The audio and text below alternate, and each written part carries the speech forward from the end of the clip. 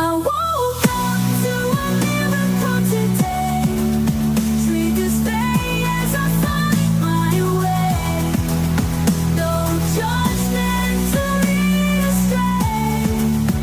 In this peaceful state I'll stay. Welcome back, friends. We're really glad you're joining us for this exploration today. Yes, welcome everyone. We're looking at Lesson 212 from the course. It's quite profound, and it brings back a really powerful idea we've touched on before. I have a function God would have me fill. And I'm happy we're exploring this one together. You know, this lesson, it can feel pretty big at first glance, maybe a little abstract even. It can, yes. But like so much in the course, if we approach it with some curiosity, let ourselves slow down a bit, its practical use becomes surprisingly clear. It really offers something transformative for just our daily lives. We'll definitely get into the practicality. But first, just a reminder, if a question comes up for you or you have a personal story about your own journey with the course you'd like to share, please do send it to us. We genuinely love hearing from you. The email is acim@theworldharmonyproject.org. And you can also find us on TikTok and YouTube. Our handle there is @theworldharmonyproject. Okay, so with that, let's read today's lesson. Yeah. We'll start with 212, and it points us right back to lesson 192, which is really foundational for what we're discussing. All right, lesson 212, I am not a body. I am free, for I am still as God created me. And now, lesson 192, which 212 reminds us of today. I have a function God would have me fill. I seek the function that would set me free from all the vain illusions of the world. Only the function God has given me can offer freedom. Only this I seek, and only this will I accept as mine. You know, that line, I have a function God would have me fill, Yeah. it always sparks something. There's a sense that it's given, right? Not something I invent or earn. But even knowing that, my first very human reaction is still, okay, what is it? What do I need to do now? Yeah. That immediate impulse to make it another task, another spiritual job. Oh, I know that feeling exactly. That internal pressure. And honestly, I was just going through a bunch of job applications recently, and when I read that line this morning, I actually pictured needing a spiritual resume. Right.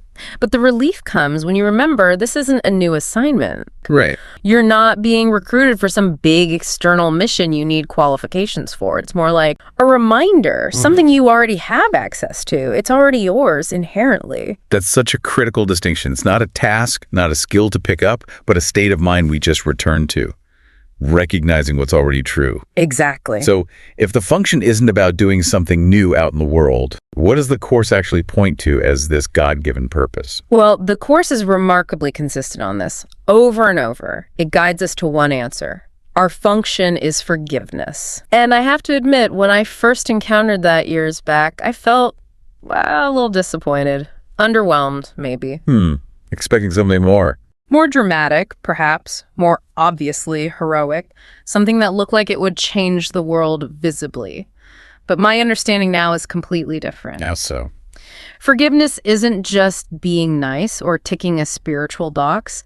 It's the actual thread you pull that unravels that whole tangled web of self-protection and mistaken beliefs. And this is where it gets incredibly practical day to day. The course explains that holding on to grievances, that's what binds us to the idea of being a body. Right, not just the physical form, but the ego's whole concept of us as separate, small, vulnerable. When we hold on to anger, we reinforce that feeling, that tightness, that sense of threat, the need to defend. It makes us feel contracted, blocking the truth of who we really are. Just like constantly signing up again for that limited identity. The Course uses this metaphor that really grabs you. Every time you feel that stab of anger, it's like you're holding a sword right above your own head. It feels like it's aimed outward at someone else, doesn't it? But from the Course's view, your own mind is hurting itself. It's choosing to stay stuck in that limiting story. It's a self-inflicted wound, really. I've carried old stuff way past its sell-by date. I tell myself, oh, that's done, moved on. But then months, maybe even years later, doing dishes, driving, find myself replaying the whole scene. The old story just pops up, still holding on. Absolutely. The Course has that other powerful metaphor when you imprison someone in your mind with a grievance. You become your own jailer. Exactly. You're the one who can't leave. I remember big falling out with a friend years ago, and for the longest time, I truly thought I'd forgiven it. You felt clear. I thought so. But then every now and then I'd catch myself having these little imaginary arguments in my head, laying out exactly how he should have acted, how I was wronged. That energy, that unresolved charge was definitely still active. Yeah. Still subtly coloring how I saw things. You're stuck guarding the cell door, trapped by your own judgment, by the story you won't let go of. Talk about an unpaid job the ego gives us guarding grievances. We've all punched that clock, haven't we? Being the unpaid guard. I know I have.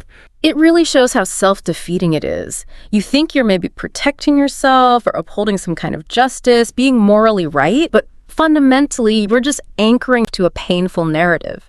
And the question it forces you to ask is, what do I really think I'm winning here? What's the payoff for keeping this internal conflict going when I know deep down it's costing me my peace? That question, what do you think you'll gain? That's a potent one for all of us. Just pause and consider right now. Is there a grievance you're still holding? Maybe one that feels more connected to protecting who you think you are, proving you're right, rather than actually healing. It can be startling sometimes to see how much we'd rather be right than be free. And this loops back to our function. It's not about performing forgiveness like some grand gesture. It's about remembering the truth of ourselves and just letting that truth work. Letting it unfold. Yes. The Course says, forgiveness gently looks upon all things unknown in heaven, sees them disappear. Now, that doesn't mean pretending bad things didn't happen or erasing memories. It's more about releasing the version of yourself you built to survive those things. The defensive self, the justified self. You're letting go of that internal job description. Must be right at all costs. That was a huge shift for me. I used to see forgiveness as this monumental task, almost superhuman effort required. I think many do. But now, I see it more as just removing what didn't belong there in the first place, dropping the weapon, putting down a burden you were never actually supposed to carry. We deserve that freedom. It's our natural state. We absolutely do deserve it, though it definitely requires practice. The Course tells us forgiveness is acquired. It is not inherent in the mind, which cannot sin. Acquired? That's interesting. It means it's not something we just invent out of thin air. It's a truth we learn to accept, a state we acquire through willingness, through consistent practice of seeing differently. That's an important point. It doesn't mean forgiveness is unnatural, does it? No, none at all. It's more that the need for forgiveness only exists because we bought into a false idea. First, the belief in guilt, in separation. Precisely, that foundational error. So, because we're holding on to that mistake, forgiveness becomes the necessary bridge back to our actual truth, our innocence, back to the function God gave us. So if you're listening right now and maybe thinking, but I don't feel forgiving, or this just feels too hard, please hear this. That feeling is not a failure. It's not a roadblock. No, it's crucial information. It absolutely is. It's actually the real starting point.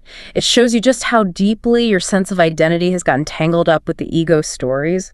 And your function isn't to instantly fix that belief. It's simpler. What is it then? It's to step back, take a breath, and just be willing for truth to enter. That willingness itself is incredibly powerful. It's the doorway. Even the tiniest bit of willingness, a flicker, it can open up so much.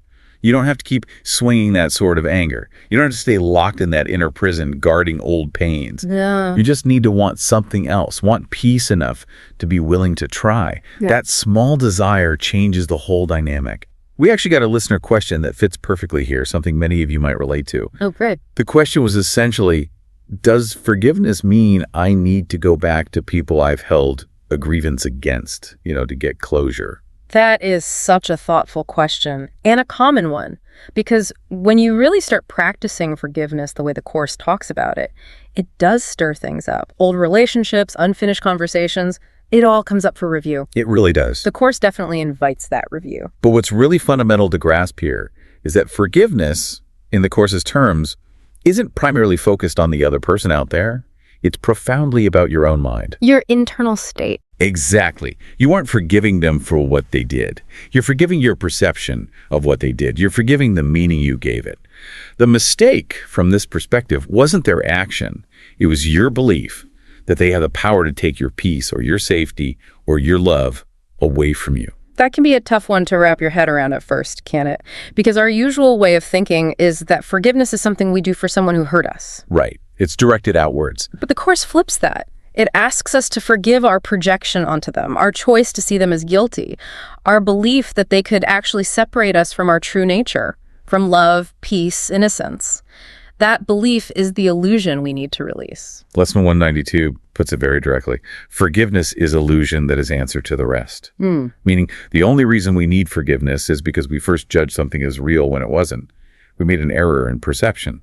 So forgiveness becomes the way to undo that error, not by confronting the person, but by releasing the story within our own mind that's binding us. So connecting that back to the question, do you need to go back to the person for closure? The Course would guide you to see that it isn't required. The real issue isn't the external event itself. Not the form. Not the form, it's the meaning your mind attached to it, the story you built around it. That's what's keeping you stuck, not the other person or the past event.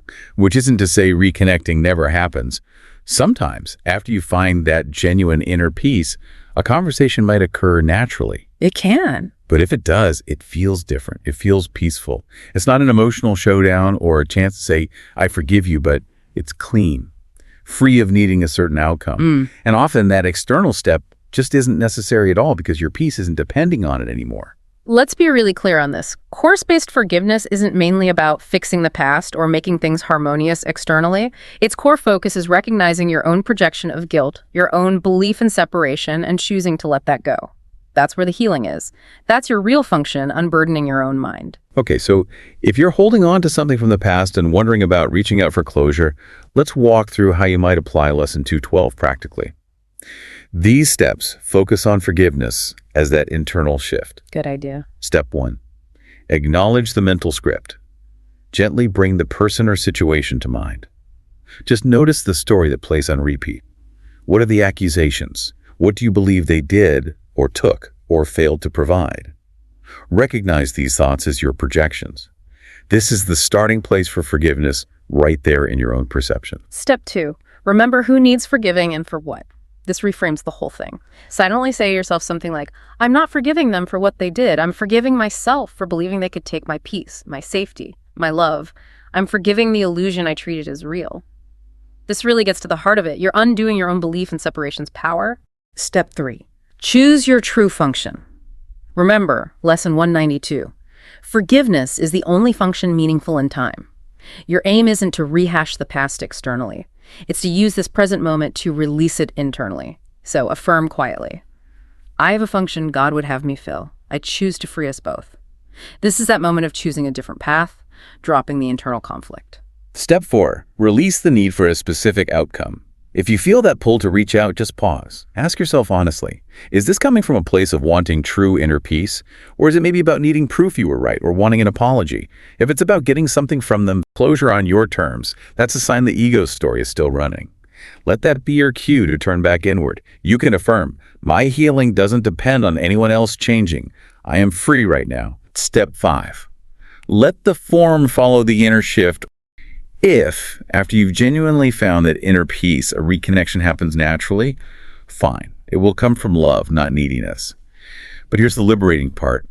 Even if that external moment never happens, forgiveness has already done its job. It has freed your mind. That's the only goal that matters here. And please remember, if that old story pops up again later, and it might, that isn't failure. It's just another chance to practice. Remember, forgiveness is acquired. It's a process we learn through repetition. Each time we choose it, our mind remembers a little more of what's actually true. So if you're debating whether to reach out or stay quiet, always start the work within your own mind. That's where genuine closure resides. That's where peace begins. And that's where you fulfill your real function, the one God would have you fill. So the practice today, it sounds simple, but it isn't always easy, is it? Notice the anger, the grievance. See that sword you might be holding over your own head. And then consciously choose freedom instead. And remember, you don't need to feel perfectly peaceful or completely clear before you start. You can begin right where you are. Just by being willing to want peace more than you want to be right. That willingness, however small, is everything. Forgiveness really isn't just something you do for someone else. It's the most direct way to walk yourself back home. Back to the truth of who you really are. Thank you so much for joining us in this exploration today. Keep practicing with this. Be gentle with yourself. And we look forward to sharing the next one with you. Yes, thank you. And remember, we always welcome your input. You can reach us at ACIM at theworldharmonyproject.org or find us on TikTok and YouTube at The World Harmony Project. We do look forward to hearing from you.